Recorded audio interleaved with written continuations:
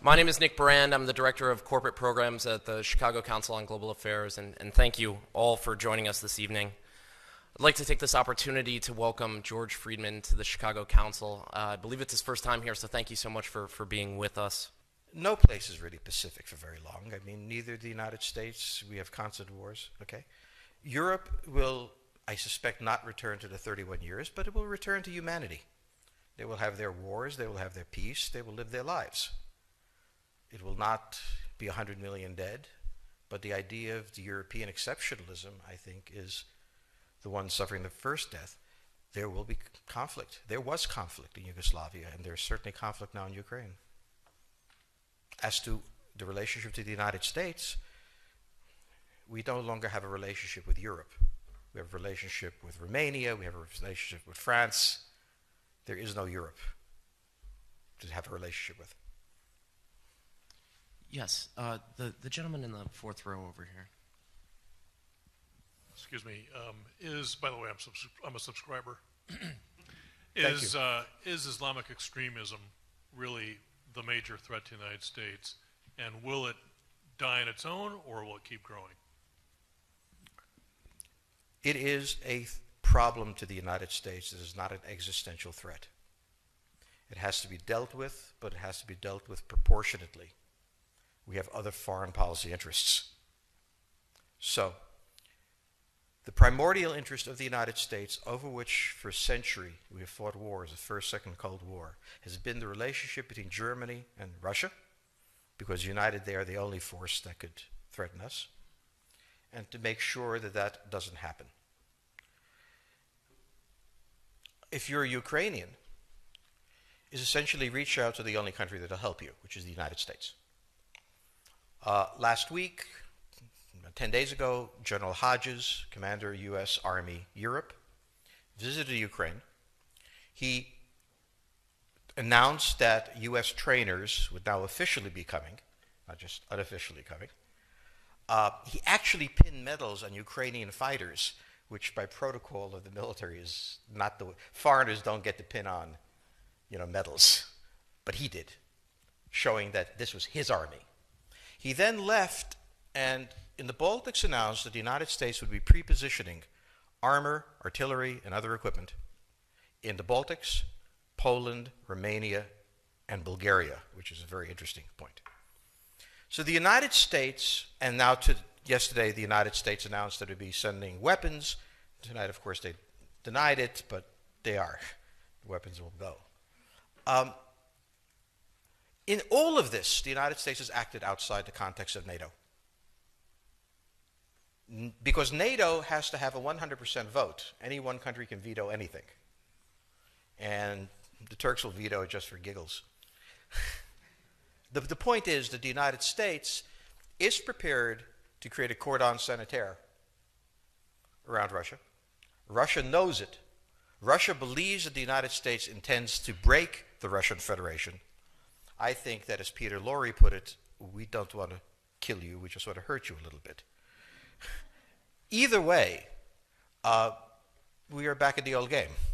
And if you go ask a Pole or a Hungarian or a Romanian, they live in a totally different universe from a German. And they live in a totally different universe from a Spaniard. So there is no commonality in Europe. But if I were a Ukrainian, I would do exactly what they're doing. Try to draw the Americans in. All right, next question, please. The United States has a fundamental interest. It controls all the oceans of the world. No power has ever done that. Because of that, we get to invade people and they don't get to invade us. It's a very nice thing. Maintaining control of the sea and control of space is the foundation of our power. The best way to defeat an enemy fleet is to not let it be built. The way the British managed to make certain that no European power could build a fleet was to make sure the Europeans were at each other's throats. The policy that I would recommend is the one that Ronald Reagan adopted toward Iran and Iraq. He funded both sides so they would fight each other and not fight us. This was cynical. It was certainly not moral. It worked. And this is the point. The United States cannot occupy Eurasia. The moment the first boot sets the ground, the demographic differential is we are totally outnumbered. We can defeat an army. We cannot occupy Iraq. The idea that 130,000 men would occupy a country of 25 million, well, the ratio in New York of cops to citizens was greater than we had deployed in Iraq.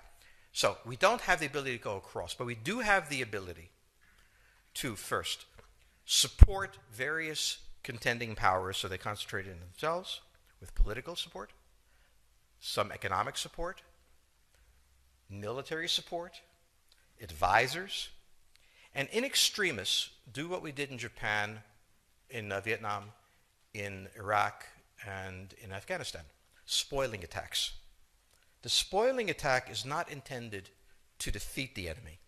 It's intended to throw him off balance. What we did in each of these wars, in Afghanistan, for example, is we threw Al-Qaeda off balance. The problem we have, since we're young and stupid, is that having thrown them off balance, instead of saying, okay, job well done, let's go home, we said, well, that was easy. Why don't we build a democracy here? This was the moment of dementia that came in. The answer, therefore, is the United States cannot constantly be intervening throughout Eurasia. It must be selectively intervening and very rarely. That is the extreme moment. We cannot, as the first step, send American troops. And when we send American troops, we have to clearly understand what the mission is, limit it to that, and not develop all sorts of psychotic fantasies. So hopefully we've learned that this time. It takes a while for kids to learn lessons. But I think you're absolutely right. We cannot, as an empire, do that. Britain didn't occupy India. It took various Indian states and turned them against each other and provided some British officers for an Indian army. The Romans did not send vast armies out there. It placed kings like, various kings it created under the emperor, and those kings were responsible for maintaining the peace. Pontius Pilate was an example. So empires that are directly governed by the empire, like the Nazi Empire, fail. No one has that much power. You have to have a level of cleverness. However, our problem is not yet that. It is actually admitting that we have an empire. So we haven't even gotten to that point where we don't think we can kind of go home and it'll be over and done. And so we're not even ready for chapter 3 of the book. Next question, please. Yes, the gentleman right here in the fourth row.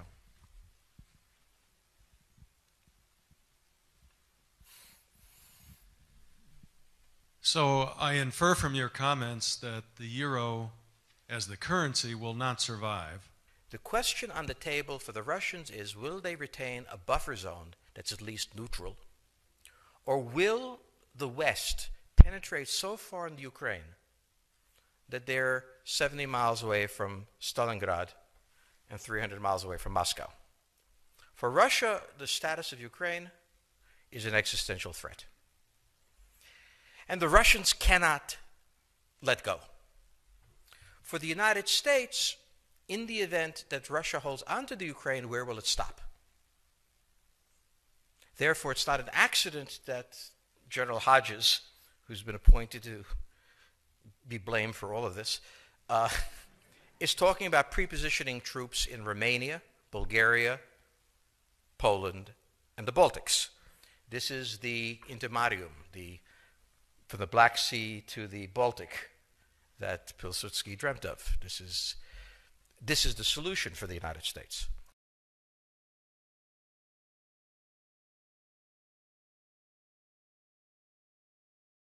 The issue to which we don't have the answer is, what will Germany do? So the real wild card in Europe is that as the United States builds this cordon sanitaire, not in Ukraine, but to the west, and the Russians try to figure out how to leverage the Ukrainians out, we don't know the German position. Germany is in a very peculiar position. Its former Chancellor Gerhard Schroeder is on the board of Gazprom. They have a very complex relationship to the Russians. The Germans themselves don't know what to do.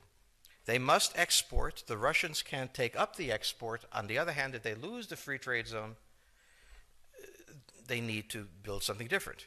For the United States, the primordial fear is Russian capital, Russian technology, German technology and German capital, Russian natural resources, Russian manpower, as the only combination that has for centuries scared the hell out of the United States.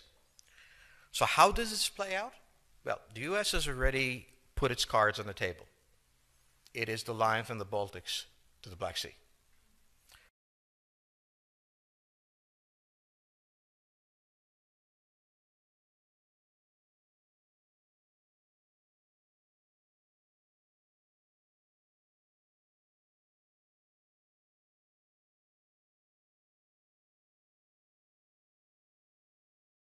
For the Russians, their cards have always been on the table.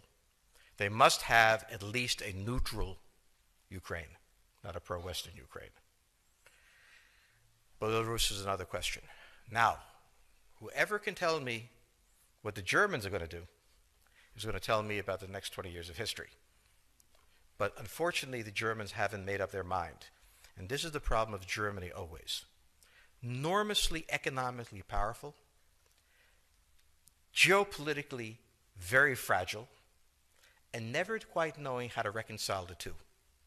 Ever since 1871, this has been the German question, the question of Europe. Think about the German question, because now it's coming up again. That's the next question that we have to address. And we don't know how to address it. We don't know what they're going to do. And unfortunately, that's all we have time for this evening.